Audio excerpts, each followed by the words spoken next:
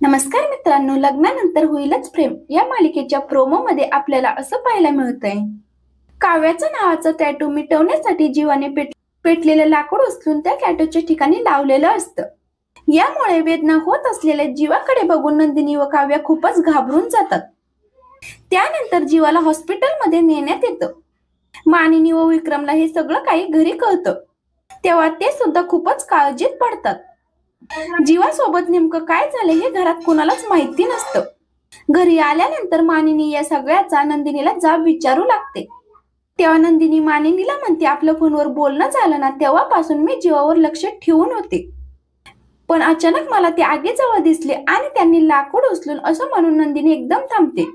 लाकूड उचलून असं ऐकल्यानंतर लगेच मानिनी नंदिनीला विचारू लागते, लाकूड उचलून काय काय केलं त्याने? नंदिनी लगेच गप्प होते आणि ती काहीच बोलत नाही. त्यानंतर जीवाच्या खोली बाहेर मानिनी नंदिनीला ओरडत म्हणत असते, सगळं काही होत्याचं नव्हतं झालं तुझ्यामुळे.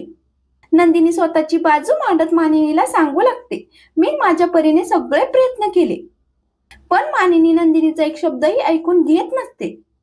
आता मानिनी खोलीचा दरवाजा बंद करत नंदिनीला ओरडत म्हणते, आता जोपर्यंत जीवा शुद्धीवर येत नाही तोपर्यंत तू जीवाजवळ यायचं नाही. असं म्हणून मानिनीने दरवाजा बंद करून घेतलेला असतो. मानिनी मधील सासू आता अचानकपणे जागी झालेली आपल्याला दिसते. नंदिनी मात्र दरवाजाबाहेर रडत असते. तर मालिकेतील हा नात्यातील गुंता केव्हा सुटणार आणि कधी सुचणार हे बघणं रंजकदार असेल. अशाच मालिकेचे पुढील अपडेट्स पाहण्यासाठी चॅनलला नक्की सबस्क्राईब करा. धन्यवाद.